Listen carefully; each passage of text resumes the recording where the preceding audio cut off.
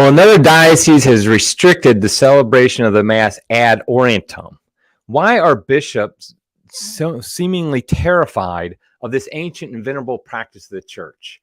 That's what we're going to talk about today on Crisis Point. Hello, I'm Eric Sammons, your host and editor-in-chief of Crisis Magazine. Before I get started, I just encourage people to smash that like button, subscribe to the channel, but don't notify because you do have a life outside of the internet.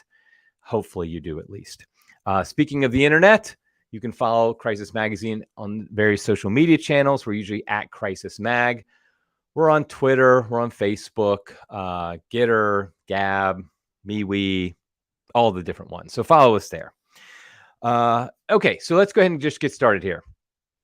So back in the summer 2021 is when Pope Francis issued his Motu Proprio Traditionis Custodes, which was, the intention was to restrict the celebration of the traditional Latin Mass.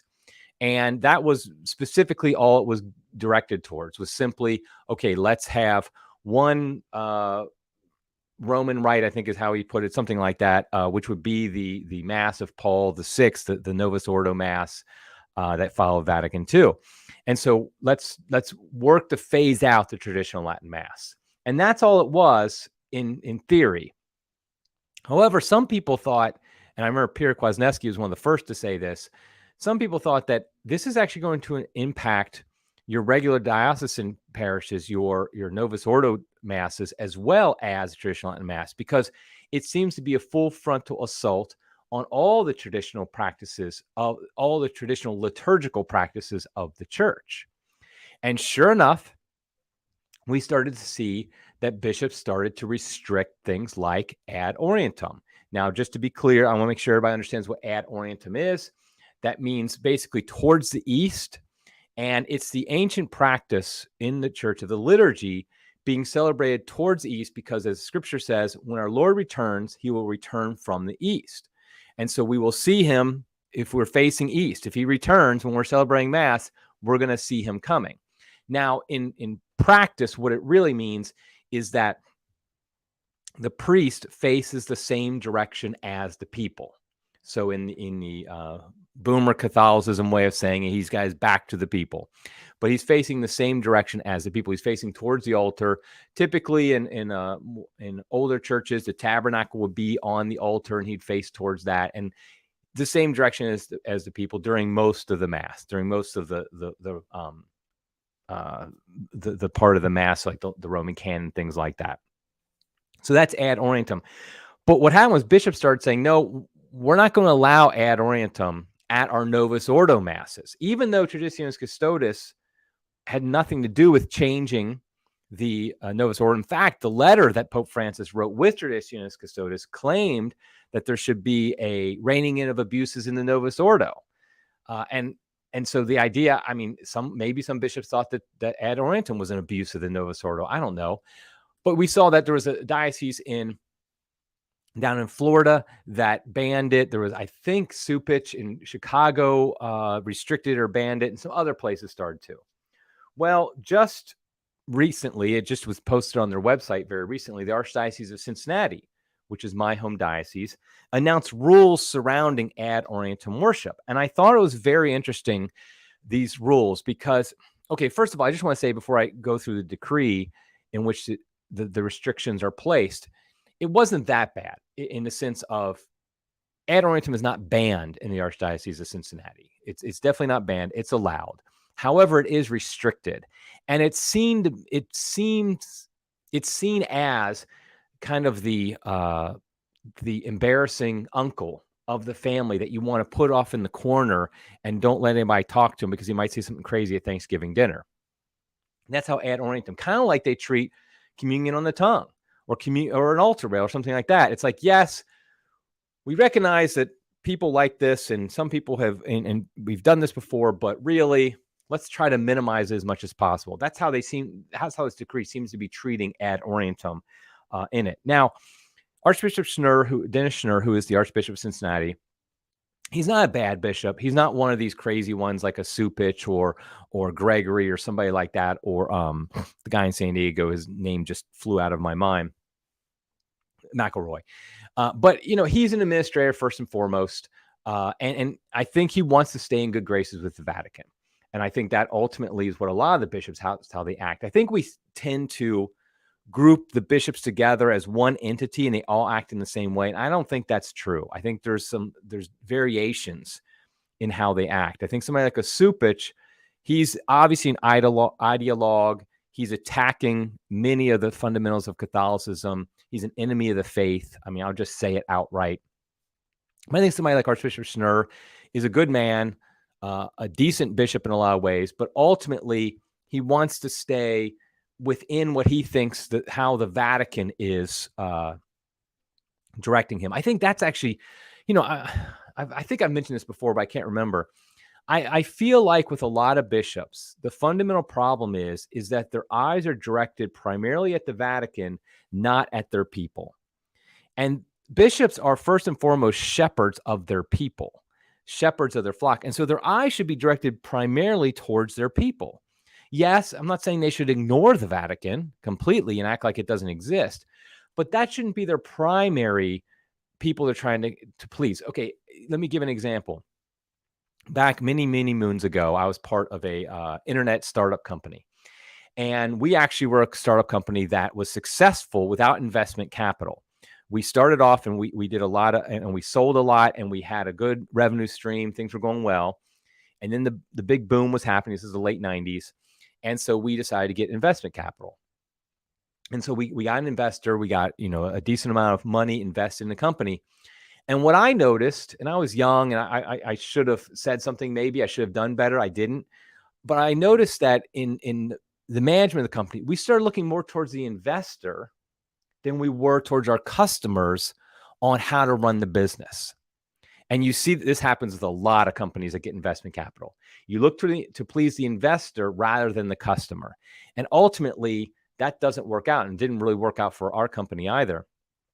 And so I feel like that's an analogy for what a lot of bishops do is they look towards the investor, so to speak, the Vatican of what they should to please them, rather than saying, okay, what are the needs of my people and how do I please them? Not please them in a sense of giving what they want, but please them in the sense of help them grow in holiness and draw closer to Jesus Christ.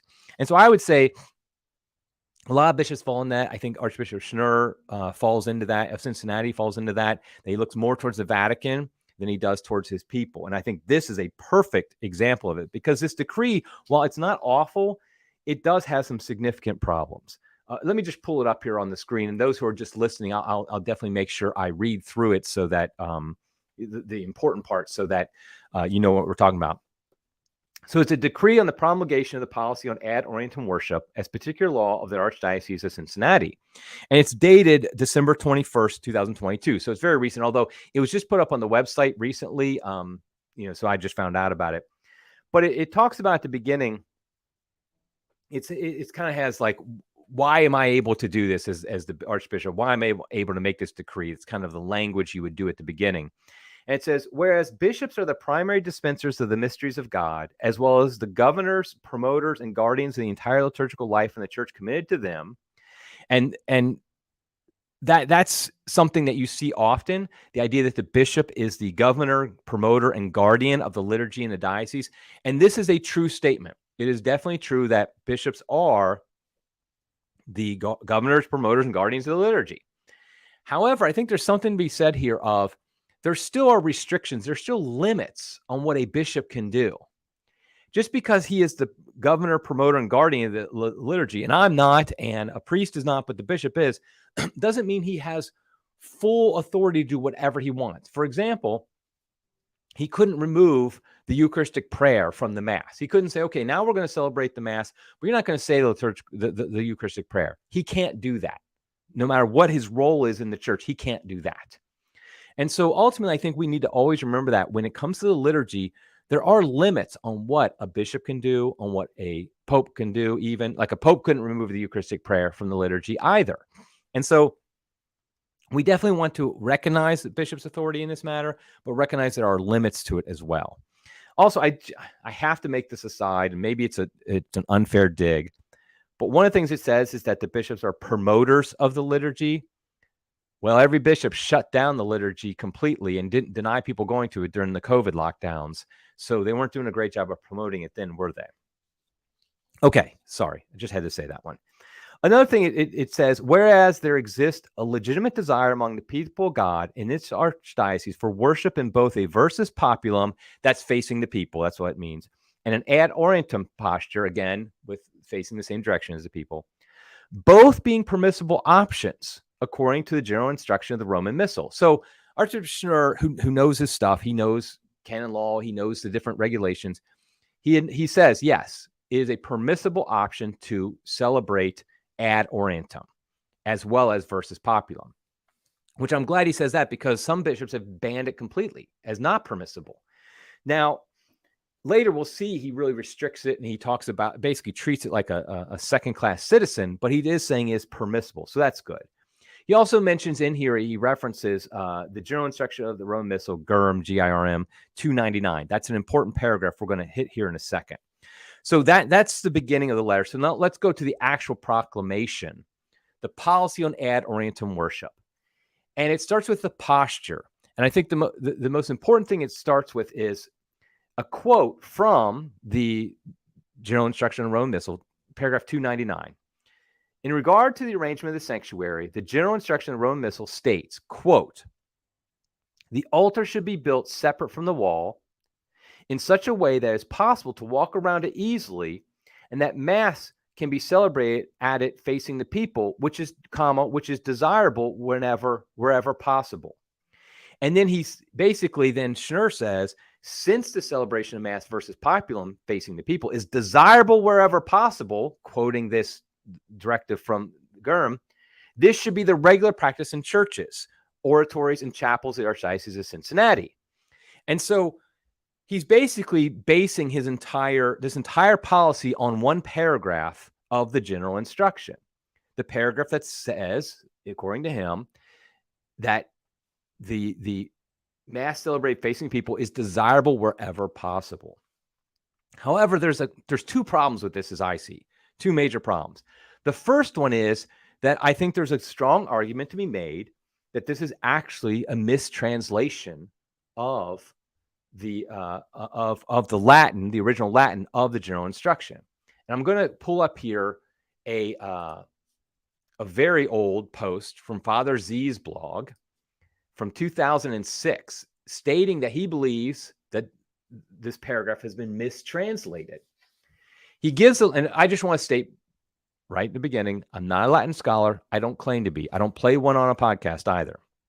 I'm just going to give you Father Z's arguments, which I think sound pretty persuasive. He gives the Latin for this, and this sentence, and then he gives what is the standard translation, facing the people, which is desirable whenever possible. However, what he argues is that the Latin does not say that celebrations versus populum are desirable. It says that separation of the altar from the wall is desirable wherever possible. And so basically his translation changes it to the main altar should be built separate from the wall, which is useful wherever it is possible, so it can be easily walked around and a celebration towards the people can be carried out. I think that's very interesting. And I think it's the reason I think it's persuasive, to me at least, is because I was looking at the general instruction yesterday and today. Paragraph 299 falls into an entire section on the altar. It has nothing to do with the posture of the priest. It has everything to do with the altar.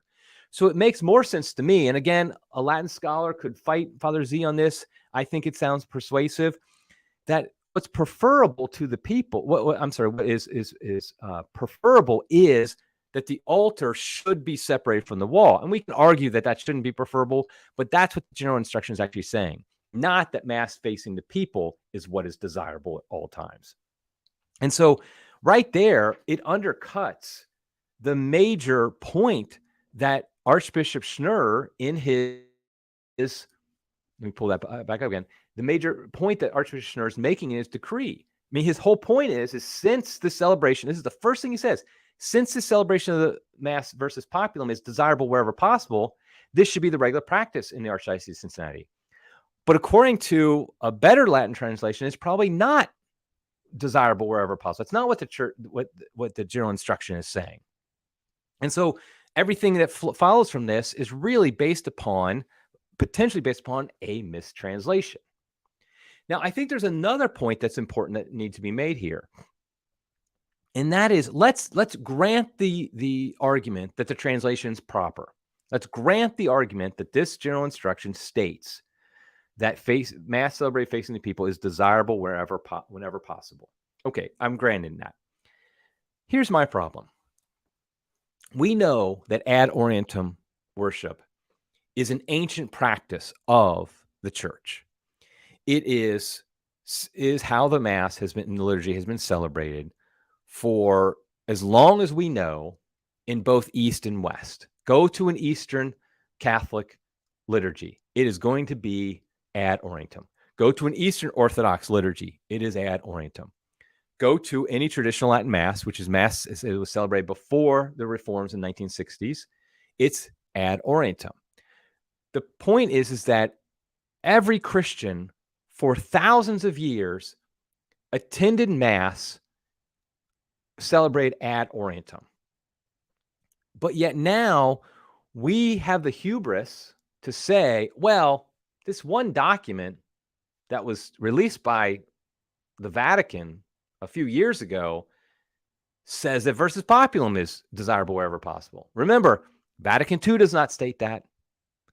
It's not part of a papal encyclical. It's not the practice of any Christian, for any apostolic Christian. I'm not going to include the Protestants. I'll mention them in a minute. But anybody for almost 2,000 years, yet because there's one line in a section about how the altar should be set up that notes that Mass should be celebrated facing the people, that's desirable, we're going to wipe away everything else. We're going to wipe away this venerable tradition that Christians East and West have practiced. We're going to wipe away all of it just because of one line in a section on the altar in frankly, a kind of bureaucratic manual. I just think that seems to be completely, I think we missed the forest for the trees here. Even if it's not mistranslated, there's still a fundamental problem that we would change, that we would enforce this practice upon the people, which goes against everything the church has done, the way we've done it for centuries and centuries and centuries. So I think we need to recognize that and be honest that something's wrong there. Our priorities are skewed when that happens. When one line, like I said, in a one section about the altar placement should trump all this tradition. And as somebody, I'm going to mention, one of the comments says, Joseph said, St. Basil said that worshiping ad orientem is ancient as worshiping the Holy Spirit. And that's true. I remember that. I know that quote. That's a good one. I mean, this is just something that has been part and parcel of being a Catholic for so long. And yet we're going to have one possibly mistranslated line override that. So I think that undercuts, frankly, the whole decree of Archbishop Schnurr in Cincinnati, plus these other bishops who are restricting ad orientem. Now, he goes on to mention in this decree, he says, when a freestanding altar is present and pastoral practice indicates the priest celebrant adopt an ad orientem posture on occasion, the following norm should be observed. Basically, what he's saying is, if you're going to celebrate ad orientem, here are the rules in which you can do it. On Sundays and other days of obligation, there must be at least one Mass offered versus populum in every church, oratory, or chapel in which public Mass is scheduled. In other words, make sure it's clear the norm is versus populum.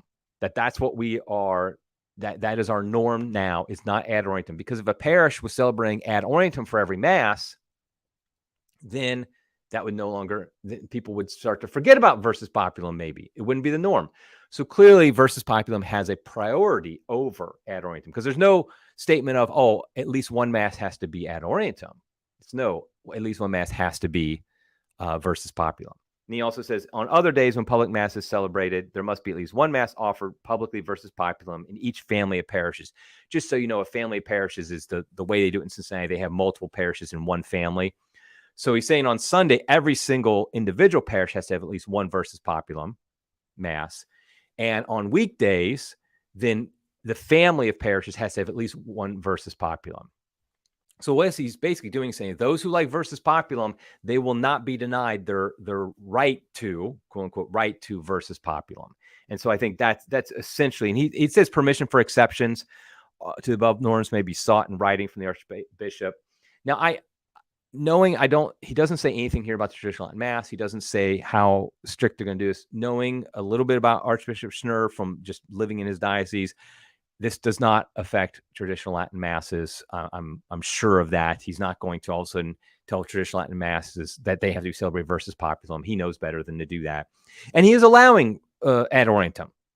And just so you know, I think the reason for this is because the scuttlebutt is I've heard around that a lot of priests are, especially the young priests, are starting to celebrate more and more masses ad Orientem. They're adding ad Orientem into their schedule.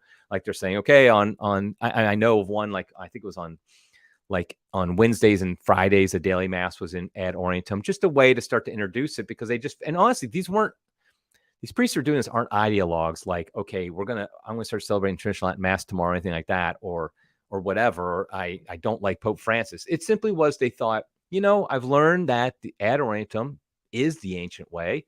It is the way the church has always celebrated Mass. I think I want to introduce it to my people. So, I mean, I know like they might say, okay, like Wednesdays and Fridays, we're going to do it ad Orientem or something like that. But I am sure that those actions got complaints, because I remember when I was down in Florida, a priest started celebrating ad Orientem, and sure enough, we started getting complaints into the chancery about it from the boomer Catholics. And by the way, if you are of the age that you fall under the baby boomers, I'm not insulting every boomer. I'm not saying every boomer's like that. It's just a way of saying that generation does have a lot of people who want things a certain way, and they complain if they're not that way. And so I think, though, what essentially this is that the Archbishop was getting enough complaints about this from big donors, in fact, because the one thing about boomer Catholics is they may complain about when things aren't like they should be, like they were in the 1960s and 70s, but they don't leave and they do give. And so I think that's a reason for this. I mean, that's speculation, but my guess is he wouldn't do this if there weren't complaints happening. It's not like he's going around and checking up on what people are doing, what his priests are doing. And I know for a fact that ad Orientem worship was starting to spread like a virus throughout the archdiocese. So it just is, frankly, a silly thing that in this decree, in my opinion, of restricting the practice of the of ad Orientem. It just seems to make no sense to me to do that. Excuse me. And so I think I think the question is, why does this matter? I think this is a very important question that I think we have to ask ourselves. Why does it matter that whether Mass is celebrated ad Orientem or versus populum? And I think it's because it's the importance of both orthodoxy and orthopraxis. What do I mean by that? Orthodoxy, that's Greek for right belief. Right glory is the literal translation, but it basically means right belief. That you are, when you're Orthodox, that means, lowercase o Orthodox, that means you believe the right things. You believe in the Trinity. You believe in the two natures of Jesus Christ. You believe in the Immaculate Conception of the Blessed Mother. You're Orthodox. You believe in the moral teachings of the church. Orthopraxis, which is Greek for right practice, right practice. That means that you do things the way the church does them. And it spans a number of things, but it really applies to the liturgy more than anything else. The liturgy meaning the Mass, the divine office, things like that. That you do that right. For example, let's say you prayed the rosary. This is actually a devotion, not a liturgical item. Let's say you prayed the rosary and you only prayed 3 mysteries instead of 5. Now, in that case, it's not the end of the world, and you're allowed to do that in a sense of devotion, do whatever you want. But it's not really orthopraxis. It's not the church has developed the rosary 5 mysteries at a time for a reason, and that's a minor one that doesn't matter that much. But orthopraxis in the liturgy is, for example, a priest being very cavalier during the Eucharistic prayer. Let's say he holds up the host with one hand, kind of just says, this is my body, throws it up and then puts it back down. That's going against the orthopraxis. He might have right belief in his head. He might actually believe it's the body, blood, soul, and divinity of Christ. But his orthopraxis is off. And I think a lot of times that conservative Catholics, i.e. the audience of crisis, I think sometimes that we forget the importance of orthopraxis, and we forget it in our emphasis on orthodoxy. Like, the fact is, we know orthodoxy has been under attack for 60 years. We have people like Father James Martin and others who attack orthodoxy, right belief. So when we hear a priest or a bishop or a pope say something that's orthodox, we're like, great, okay, we're fine with him. But the fact is, if he's not encouraging orthopraxis, particularly in the liturgy, he's a problem, because that's undercutting orthodoxy. There's an article that just came up. Let me pull this up real quick. There's an article that just came up at Crisis Magazine yesterday, and it's going like gangbusters, going viral. Called "A Radical Proposal for the USCCB's Eucharistic Revival" by Father John Perricone. Father Perricone, by the way, is awesome. And essentially what he's saying is, okay, we know this Eucharistic revival the USCCB is planning, and I've got podcasts about this before. And basically the purpose of it is to encourage belief in the Eucharist, i.e. orthodoxy. The idea is to encourage orthodox belief about the Eucharist, because 70% of Catholics do not have orthodox belief about the Eucharist. They believe it is just a symbol at best. And so therefore, they want this Eucharistic revival, which will, at one point, they were saying it was going to be $25 million for the final conference and all this stuff. I think they pulled back from that a little bit. But essentially, they want to do all these different activities, programs, teachings, all to encourage it. Now, I think there's good intentions behind that. I'm not claiming there isn't. The problem is it completely ignores orthopraxy. And this is what Father Perricone is saying here. He's saying, basically, if you do four things, it will do far, far more. Change four practices, it will do far more to encourage belief, orthodox belief in the Eucharist, than anything that this Eucharistic revival program can do. The first is tabernacles return to the center of every church. He understands, Father Perricone understands, if you put the tabernacle with the Blessed Sacrament reposed in it at the center of the church, it sends a signal when people walk in. This is the center of our faith. When it's off in the corner, or you have to play Where's Waldo to find the tabernacle in a closet somewhere, that tells the people as they walk in, it's not, what's in there isn't important. But if the tabernacle is returned to the center of church, then it is. Second proposal, abolish communion in the hand. Not going to get into this today, but basically the essential being that when you receive the Eucharist differently than you receive other food, you recognize it's not like other food. His third proposal is eliminate extraordinary ministers of the Holy Eucharist. Obviously, if people see that only a deacon or priest can actually hold, or a bishop can hold and touch the Eucharist, then it tells you this is something special. There's something about this. It's not ordinary food. But if every Tom, Dick, and Harry, or more likely every Sally, Mary, and Jane is handing it out to you, then it diminishes our belief in it. And the fourth proposal is reception of Holy Communion should always be kneeling. Again, if you receive the Eucharist different than you receive eat your potato chips, then you're going to treat it a little differently than you do potato chips. And so those were his four things.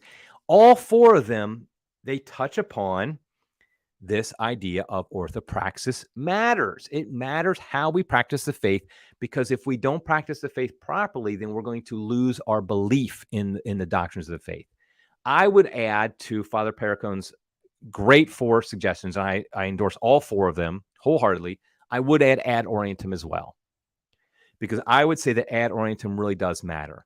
Because we had another article in Crisis this week that talked about how ad orientem is naturally more awe-inspiring than versus populum.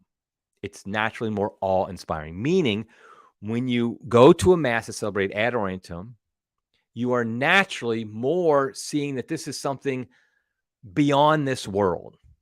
This is something that you should have reverence for. Because think about it.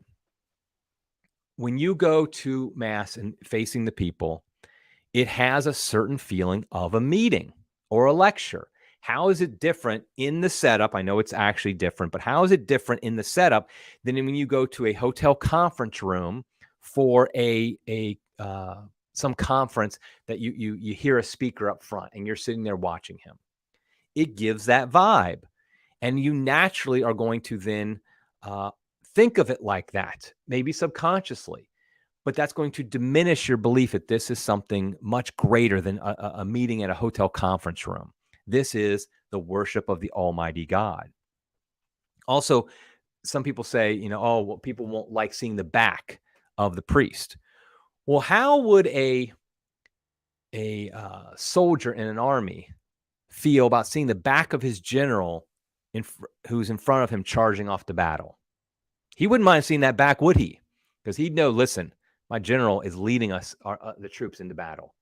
And in one sense, the Holy Mass is a battle with spiritual forces. I often think of this in the traditional Latin Mass, in a solemn Mass, a sung Mass, that before they come out on Sunday and they do the Asparagus May, and then they come back to the sanctuary, and then they revest. They take off the vestment they had when they went out of the sanctuary, and then they put it back on when they get in. They put it on when they actually start Mass. And I always feel like it's almost like they're putting their armor on, getting ready for battle. Because in a sense, that's exactly what they're doing. They're going into battle for us. And they're leading the charge in the battle, the priest is, when they celebrate Holy Mass. Because I guarantee you, the demons and the devil consider it a battle, because they're getting whacked upside the head at Holy Mass. And so I think if we had that attitude that that's what's going on, we'd have a deeper appreciation for the Blessed Sacrament as well. So I would add Orientem as an important orthopraxis. I also, I was going to mention, I think I'm running a little long, so I'm going to kind of wrap it up here in a minute. I also just want to mention briefly that he also, in this decree, Archbishop Schnurr talks about the altar, and that basically what he does is he basically say freestanding altars should have priority as well, rather than altars that are fixed to the back wall. It's like saying when a freestanding altar is present at the celebration of Mass, whether versus popular or ad orientem may take place only on said altar, not on the older high altar. Meaning that whether you celebrate ad orientem or versus populum, you have to celebrate on the freestanding altar if it's there, even if there's an older high altar. And then likewise, if the freestanding altar is dedicated but not fixed, i.e. it's movable, it may not be moved from the sanctuary for the purpose of using the older altar. So what he's basically doing is saying he's undercutting, don't use the high altar, use the freestanding altar if you have one.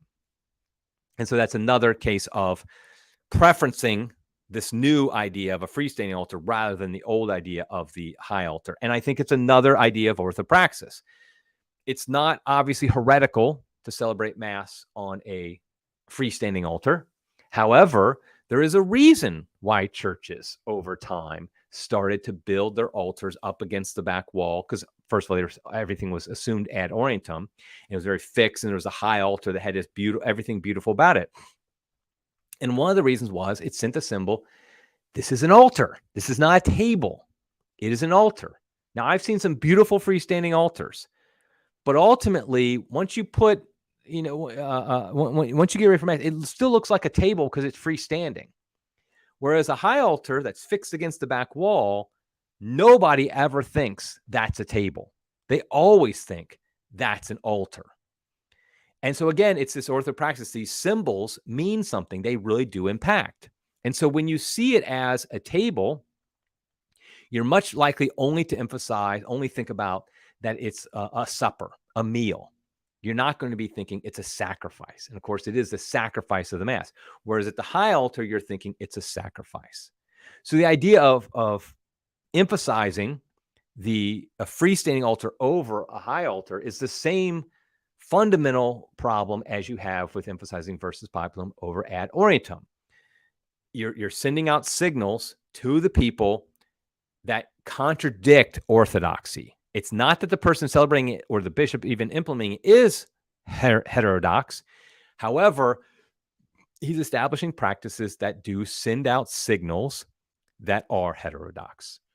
And that, I think, is a real issue that we need to really confront and we need to really fight against, frankly.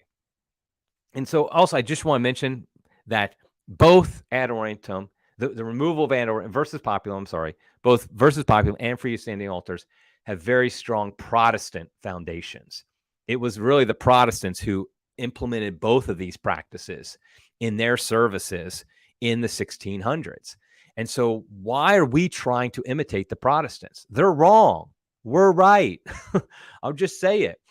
And so, and there's a reason they implemented it. The funny thing is that their implementation of versus populum and freestanding tables or altars actually makes sense. It's consistent with their beliefs. It would make no sense for them to celebrate their Eucharistic, their communion services, whatever you want to call them, on a high altar and ad orientem, because it's just a symbol. So they understood. It's funny, they understand better than we do. The Protestant reformers understand better than we do the symbolism here, what it tends towards. They understood, wait a second, if we have a high altar and the priest is celebrating ad orientem, the people are going to think it's a sacrifice. The people are going to think this is really Jesus Christ. We don't want them to think that. We want them to think it's just a communion service of the recreation of the Last Supper, and it's just a meal, and it's just a symbol. So we're going to have freestanding altars. We're going to have versus populum. So I think that should be right there, should be enough to tell us these practices are not a good idea because they foster Protestant understandings of communion of the Eucharist. Okay, so finally, I just want to note that what can we do as Catholics? First of all, if you're a priest watching this, listening to this, I encourage you to celebrate ad orientem. Just do it. See, as much as you can. Hopefully, you won't get in trouble, but I think it's so important you should do it. But also importantly, I think that as lay people, we can do things to send those to symbolically show what we believe. And I think following some of Father Perricones, for example, suggestions: receive communion on the tongue, not in the hand. Receive communion kneeling if you can.